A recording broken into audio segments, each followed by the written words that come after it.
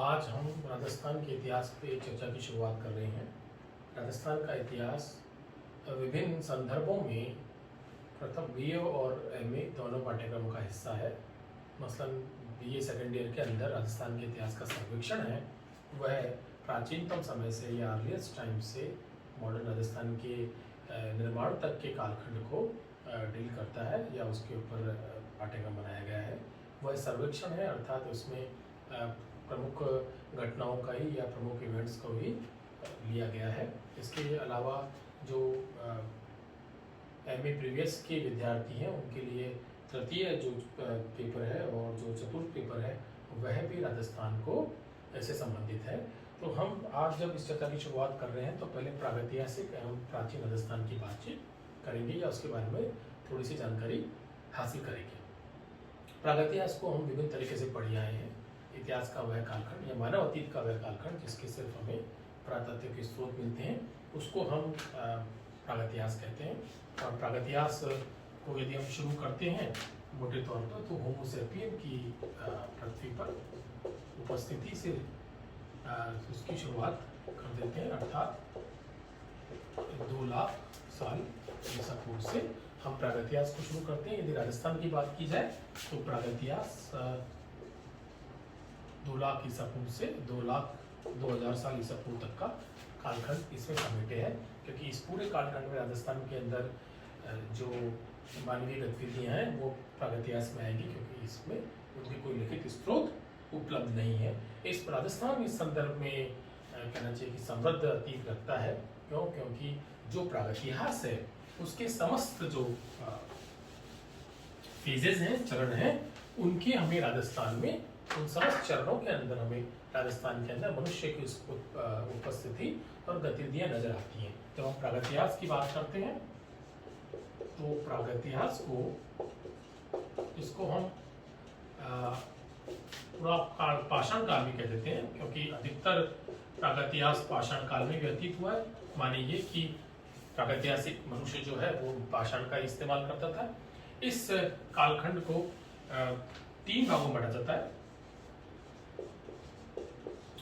पाषाण काल, मध्य पाषाण काल और नवपाषाण। तो इसमें 2 लाख साल से लेकर के राजस्थानी संदर्भ बात करें तो 2000 साल तक का कालखंड आ रहा है। तो पुरापाषाण काल एक बड़ी, इस तीनों फेजेस के अंदर जो पुरापाषाण काल है, जिसको हम पैलियोलिथिक भी कहते हैं, वह एक बहुत बड़ा कालखंड है। इसमें 2 लाख साल से लेकर के 10,000 साल ईसा पूर्व तक का कालखंड आता है। यानी सबसे बड़ा जो इसमें ब्रैकेट है पाषाण काल का, वह तो पुरापाषाण काल ही है, जिसमें 2 लाख साल ईसा पूर्व से 10,000 साल ईसा पूर्व तक का कालखंड समाहित है। इसीलिए पुरापाषाण काल को फिर अध्ययन की सुविधा की दृष्टि से, या कहना चाहिए कि मनुष्य की गतिविधियों में आए परिवर्तन की दृष्टि से 3 भागों में हम बांटते हैं इसको, इस पैलियोलिथिक को भी। इसके भी 3 फेजेस हैं: लोअर पैलियोलिथिक या निम्न पुरापाषाण काल, मिडिल पैलियोलिथिक या मध्य पुरापाषाण काल, और अपर पैलियोलिथिक या उच्च पुरापाषाण काल। अर्थात लोअर पैलियोलिथिक जो है वो 2 लाख से 1 लाख साल ईसा पूर्व तक का कालखंड है। मिडिल पैलियोलिथिक जो है वो 1 लाख से 40,000 साल ईसा पूर्व तक का कालखंड है। और जो अपर पैलियोलिथिक है, यानी कि पैलियोलिथिक की आखिरी स्टेज, उन करीब 10,000 साल ईसा पूर्व का कालखंड हम मानते हैं। इस पूरे कालखंड के अंदर हमें राजस्थान में बहुत सारी गतिविधियां, मनुष्य की गतिविधियां नजर आती हैं। जैसे जो लोअर पैलियोलिथिक जिसे कहा गया है, उसमें हमें कुल्हाड़ी और हस्तकुठार यहाँ नजर आता है। अर्थात जो लोअर पैलियोलिथिक के औजार हैं, देखिए ये जो संपूर्ण विभाजन है इसका आधार है, ये जो पाषाण काल का या प्रागैतिहास का जो विभाजन है उसका आधार है मनुष्य। एक तो जलवायु का परिवर्तन, जलवायु धीरे धीरे नम होती जा रही थी और उष्ण होती जा रही थी, और दूसरा पत्थर के हथियारों की प्रकृति में आया बदलाव। क्योंकि उस समय इस पूरे कालखंड में मनुष्य के पास जो भौतिक संसाधन है वो सिर्फ पत्थर के औजार हैं जो उसने बनाए हैं। जैसे जिसको हम निम्न पुरापाषाण काल कह रहे हैं। निम्न पुरापाषाण जो पैलियोलिथिक का सबसे निचला खंड है, उसके अंदर इस तरह का हमें हथियार देखने को मिलता है। इसको हैंडेक्स कहते हैं, कुल्हाड़ी कहते हैं, हस्त कुठार कहते हैं। ये वो कुल्हाड़ी नहीं है जैसे कि कुल्हाड़ी आज हम इस्तेमाल करते हैं जिसमें लकड़ी की मूठ होती है और आगे एक धातु का टुकड़ा होता है। ये पत्थर की कुल्हाड़ी है जिसमें आप ऊपर पकड़ने के लिए ये थोड़ा नुकीला पदार्थ है और नीचे इस तरह की संरचना है। तो हैंडेक्स से कुल्हाड़ी और विदारणी जो है वो निम्न पुरापाषाण काल, जो कि 2 लाख साल ईसा पूर्व से 1 लाख साल ईसा पूर्व तक का कालखंड है, उसका एक प्रमुख हथियार है। और ये राजस्थान में कहाँ मिला है? चंबल और बनास की घाटियों के अंदर हमें इस तरह के औजार प्राप्त हुए हैं। इसके बाद हम जब मध्यपुरा पाषाण काल या मिडिल पैलेयोलिथिक पे आते हैं तो इसके हथियार जो है ब्लेड और स्क्रैपर। ब्लेड क्या होता है? जो पत्थर को तोड़ने में जो फलक निकलते हैं उसको ब्लेड कहते हैं। और मध्यपुरा पाषाण काल या मिडिल पैलेयोलिथिक के जो प्रमुख औजार या हथियार है वो ब्लेड्स हैं। ये हमें खासतौर से नागौर में अर्थात लूनी नदी की घाटी में मिले हैं मध्यपुरा पाषाण काल के स्थल। और इसमें डीडवाना, जायल, अमरापुरा जो प्रमुख स्थल है। फिर जब हम उच्चपुरा पाषाण काल पे आते हैं तो उसके जो सबसे महत्वपूर्ण स्थल है वो बूढ़ा पुष्कर है। और ब्यूरिन या बेदनी उसका एक प्रमुख औजार है जिससे कि हम किसी स्थल को उच्चपुरा पाषाण काल कहते हैं। उच्चपुरा पाषाण काल माने 40,000 साल से 10,000 साल पूर्व का कालखंड। इसके बाद जो पाषाण काल का की दूसरी स्टेज है उसको मध्य पाषाण काल या मेसोलिथिक कहते हैं। मध्य पाषाण पहले तो इसको पहचाना नहीं जाता था कि ऐसा कोई कालखंड भी है, परंतु ये बाद में जो छोटे हथियार जो या माइक्रोलिथ मिले कुछ स्थलों से तो उनको मध्य पाषाण काल या मेसोलिथिक की संज्ञा दी गई। ये जो मेसोलिथ है जिसमें पत्थर के हथियारों की संरचना भी इस तरह की है कि वो छोटे हैं, इसलिए इसको माइक्रोलिथ भी कहा जाता है इस कालखंड को, क्योंकि छोटे छोटे 10 से 12 सेंटीमीटर के हमें पत्थर के हथियार मिलते हैं। ये दो दृष्टि से महत्वपूर्ण है। एक तो वो जलवायु उस समय देखने को मिली जो आज विद्यमान है, इसलिए इसको होलोसिन या मोस्ट लेटेस्ट कालखंड कहते हैं। पृथ्वी की जो क्रोनोलॉजी है उसमें मध्य पाषाण काल से होलोसिन की शुरुआत होती है या मोस्ट लेटेस्ट जो कालखंड है पृथ्वी की क्रोनोलॉजी में उसकी शुरुआत होती है, जब वो जलवायु आई जब मनुष्य के लिए अधिवासन ज़्यादा अनुकूल हुआ। दूसरा जो महत्वपूर्ण का इसके संदर्भ में मध्य पाषाण काल के संदर्भ में एक बिंदु है वो यह है कि इसमें मनुष्य ने स्थायी निवास बनाने की शुरुआत की, जिसको हम नवपाषाण काल क्रांति कहते हैं।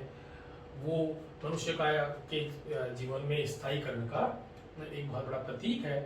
नवपाषाण क्रांति इसको कहा भी इसलिए जाता है क्योंकि खेती की शुरुआत के साथ मनुष्य सेटल डाउन हुआ, उसने बस्तियां बनाई और उसके बाद मनुष्य के जीवन में जो परिवर्तन थे वो तेज हुए, क्योंकि जो हंटर गैदरर की अवस्था थी उससे वो बाहर निकला और उसके पास समय की उपलब्धता हुई जीवन को बेहतर बनाने के लिए। तो ये मध्य नवपाषाण क्रांति है जिसमें खेती के कारण सेटलमेंट की या स्थायी बस्तियों की शुरुआत हो रही है और जो नई प्रगति के दरवाजे खोल रही है। परंतु जो स्थायी बस्तियों की शुरुआत है वो हमें मध्य पाषाण काल में नजर आती है। इसमें मनुष्य ने एक गतिविधि शुरू की, वो थी पशुपालन, और पशुओं ने भी उनको उस हंटर गैदरर की जो दुर्दशा थी उससे उनको बाहर निकाला, क्योंकि मीट भी मिलता था और दूध भी पशुओं से मिला करता था। तो जो मध्य पाषाण काल है राजस्थान के संदर्भ में ये बहुत महत्वपूर्ण है, क्योंकि भारत की दो महत्वपूर्ण जो मध्य पाषाण बस्तियां हैं वो राजस्थान से मिली हैं। एक तो आप जानते ही हैं कोठारी नदी घाटी के अंदर, जिसे हम कहते हैं पागो, और दूसरी जो बाड़मेर के पास एक बस्ती है तिलवाड़ा। तो जो बागोर है वो बहुत महत्वपूर्ण बस्ती है, हालांकि इसका कालखंड 4500 ईसा पूर्व का है। हालांकि दुनिया भर में मध्य पाषाण की शुरुआत 10,000 साल ईसा पूर्व से होती है, परंतु राजस्थान के अंदर हमें बागोर में जो मध्य पाषाणिक चिन्ह नजर आते हैं वो 4500 ईसा पूर्व नजर आते हैं। हमें यहाँ पशुओं की हड्डियाँ मिली हैं, खासतौर से जो कैटल और कैटल में भी जो गोवंश है उसके काफ़ी प्रमाण मिले हैं। हम झोंपड़ियाँ बनी हुई मिली हैं, पक्के चबूतरे मिले हैं, जिससे इस बात की द्योतक है कि यहाँ का बागोल का मनुष्य जो है स्थायी निवास बना करके रह रहा था। जब हम प्रागैतिहासिक की चर्चा कर रहे हैं तो एक बहुत ही महत्वपूर्ण तथ्य राजस्थान के बारे में यह है कि राजस्थान में नवपाषाणिक बस्तियां कोई नहीं मिली हैं। अर्थात जो जहाँ कृषि की शुरुआत हो रही है और सेटलमेंट है, ऐसी बस्तियां हमें राजस्थान में कांस्य युग की तो मिलती हैं, परंतु नवपाषाण काल की नहीं मिलती। और ये इसलिए भी एक हमें व्यतिक्रम नजर आता है कि भारत के अंदर करीब 7000 साल ईसा पूर्व से संपूर्ण भारत में हमें नवपाषाणिक बस्तियां मिलती हैं, जो भारत की लेंथ एंड ब्रेड्थ में या लंबाई और चौड़ाई के अंदर विस्तृत हैं। मसलन हमें कश्मीर के अंदर बुर्जुहोम व गुफराल मिलता है, तो वहाँ से लेकर दक्षिण में कर्नाटक में ब्रह्मगिरी मिलता है, या उसके नीचे चल जाए तो कुरनूल मिलता है। उधर हमें गुजरात में कुछ बस्तियां मिलती हैं लंगनाथ जैसी। और यदि हम उधर जाते हैं पूर्व की ओर, पश्चिम से हम पूर्व की ओर जाते हैं तो वहाँ चिरांद है बिहार के अंदर, आसाम में भी बस्ती मिलती हैं, बंगाल के अंदर सराय नाहर है। तो इस तरीके से संपूर्ण भारत में हमें नवपाषाणिक बस्तियां मिली हैं, परंतु राजस्थान में एक भी नवपाषाणिक बस्ती नहीं मिली। राजस्थान में सीधे ही हमें मध्यपाषाण काल से जो गतिविधियां नजर आती हैं वो या तो कांस्य युगीन नजर आती हैं, जो हमें कालीबंगा में दिखती हैं सिंधु घाटी या हड़प्पा सभ्यता के एक स्थल के रूप में, या हमें ताम्रपाषाणिक संस्कृतियां नजर आती हैं जो हमें आहड़ में नजर आती हैं, गिलुंड में नजर आती हैं, या गणेश्वर के अंदर नजर आती हैं। तो इस तरीके से जो राजस्थान का प्रागैतिहास है उसमें हमें पुरापाषाण काल की कालावधि के अंदर मनुष्य की गतिविधि नजर आती है, मध्यपाषाण काल में भी नजर आती हैं, और उसके तब बाद हमें ताम्रपाषाणिक और कांस्य युगीन बस्तियां प्राप्त होती हैं। इसके बाद जब हम ऐतिहासिक कालखंड में आते हैं तो जो भारत का ऐतिहासिक काल है, जिसको हम महाजनपद काल से शुरू करते हैं, और गौतम बुद्ध काल में हमें 16 बस्तियां नजर आती हैं। उनमें से एक बस्ती या एक जनपद राजस्थान में भी है, जिसको हम मत्स्य जनपद कहते हैं। मत्स्य की राजधानी विराटनगर थी, जो आज भी एक गांव के रूप में उपलब्ध है, उपस्थित है। वो जयपुर दिल्ली राष्ट्रीय राजमार्ग के ऊपर अलवर के निकट एक स्थल है, जहाँ वो चूंकि बहुसांस्कृतिक स्थल है, वहाँ हमें महाजनपदकालीन सभ्यता के अवशेष तो प्राप्त हो गई हैं। इसके पश्चात मौर्य और मौर्योत्तर कालीन सभ्यता के अवशेष भी हमें विराटनगर से प्राप्त होते हैं। महाजनपद काल के बाद मौर्य और मौर्योत्तर काल में भी राजस्थान में हमें काफ़ी गतिविधि नजर आती हैं। एक तो मौर्य काल के अंदर जो उत्तर पश्चिम की गणजातियां थी, उनका दक्षिण की ओर विस्थापन हुआ, और उनमें से बहुत सी गणजातियां राजस्थान के अंदर न केवल निवास करने लगी, वरन उनका राजनीतिक प्रभुत्व भी रहा। इसमें मालव, शिबी और अर्जुनायन महत्वपूर्ण है। मालव जो थे वो भटिंडा के आसपास की गणजाति थी, जो क्रमशः विस्थापित होते हुए दक्षिण की में आज जिसको हम मध्य प्रदेश कहते हैं, उसके उत्तरी पूर्वी इलाके के अंदर जाके अंततः बसी। और आज भी सांस्कृतिक दृष्टि से मध्य प्रदेश का जो उत्तरी पश्चिम पूर्वी इलाका है उसको मालवा कहते हैं। मालवा में मंदसौर, इंदौर, उज्जैन इत्यादि जिले सम्मिलित हैं। ये जो मालवा है, इसका नाम मालव गणजाति के नाम पे रखा गया है। वो मालव गणजाति ईसा की प्रारंभिक शताब्दियों में जयपुर के आसपास शासन कर रही थी, और हमें टोंक में करकोट नगर या नगर नाम से एक स्थल मिलता है, जहां से हमें मालव गणों के काफी सिक्के प्राप्त हुए हैं। करकोट या नगर ये जयपुर के निकट ही टोंक जिले के अंदर आज अवस्थित है। इसी प्रकार एक दूसरी जनजाति हमें प्राप्त होती है, शिबी। वो भी पश्चिमोत्तर सीमा प्रांत से विस्थापित होकर के राजस्थान में आई थी, और ईसा की प्रारंभिक शताब्दियों में उन्होंने चित्तौड़ के आसपास के क्षेत्र में शासन किया। नगरी या माध्यमिका उनकी राजधानी थी, जिसका उल्लेख हमें बौद्ध साहित्य में मिलता है, उससे महाभारत में भी मिलता है, और पतंजलि के महाभाष्य में भी नगरी का उल्लेख हुआ है। नगरी का इस तरह से उल्लेख हुआ है कि इंडो ग्रीक ने नगरी के ऊपर आक्रमण किया। यहाँ पे बहुत सारे सिक्के भी प्राप्त हुए हैं, और ये संपूर्ण प्राचीन काल के अंदर एक समृद्ध सांस्कृतिक केंद्र के रूप में विद्यमान थी। यहाँ कुछ हमें भागवत संप्रदाय के भी प्रारंभिक चिन्ह या प्रमाण प्राप्त होते हैं। इसी प्रकार जो अर्जुनायन थे उन्होंने अलवर भरतपुर के आसपास शासन किया। ये मौर्य गुप्त काल तक गढ़ जातियों का राजस्थान पे प्रभुत्व रहा और गुप्त काल में एक बहुत बड़ा हिस्सा राजस्थान का गुप्त शासन के अधीन था। परवर्ती गुप्त काल के अंदर हुनों का प्रभाव राजस्थान में पड़ा और तोरमान ने राजस्थान के करीब कुछ हिस्सों पर शासन किया। बीरमाल से ऐसे प्रमाण मिलते हैं और गुप्तोत्तर काल में राजपूतों का प्रभुत्व बढ़ा और इस तरह से राजपूत काल के राजस्थान में शुरुआत हुई। उसके बाद हम मध्यकाल की ओर प्रस्थान करते हैं। तो यह जो है वो राजस्थान का एक सामान्य प्राचीन राजस्थान की एक सामान्य सी जानकारी है। अब प्राचीन राजस्थान के कुछ सांस्कृतिक स्थल भी हैं या सांस्कृतिक नाम भी हैं जिनको हमें जान लेना चाहिए। जैसे ब्रह्मवट प्रदेश, आपने नाम अवश्य सुना होगा।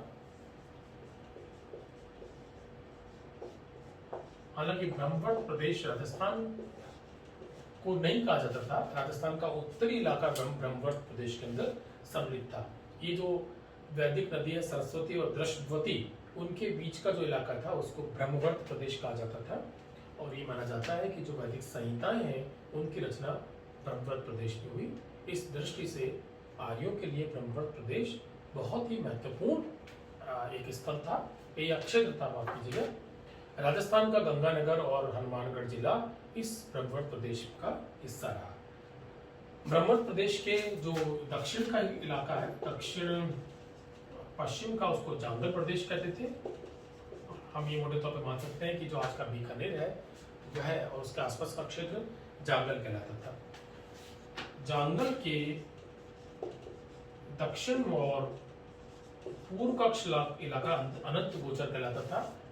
ये मान लें कि आज का जो शेखावटी है जिसमें चूरू और झुंझुनू शामिल है वह अनंत गोचर का पार्ट है। बाद में इन दोनों प्रदेशों से मिलकर के एक नए सांस्कृतिक प्रदेश की रचना हुई। करीब प्रारंभिक मध्यकाल में इसको सपाद लक्ष्य कहते हैं। जो रासो साहित्य है और जो लोक स्मृति है या लोक परंपरा है वह मानती है कि इस इलाके के अंदर, जिसे सपाद लक्ष्य कहा गया है, इसमें 1.25 लाख बस्तियां थी। ये एक बड़ा समृद्ध इलाका था और चौहानों ने इस इलाके पे शासन किया जिनकी राजधानी सांबर थी। दक्षिण राजस्थान को एक हिस्से को मेदपाट भी कहते थे।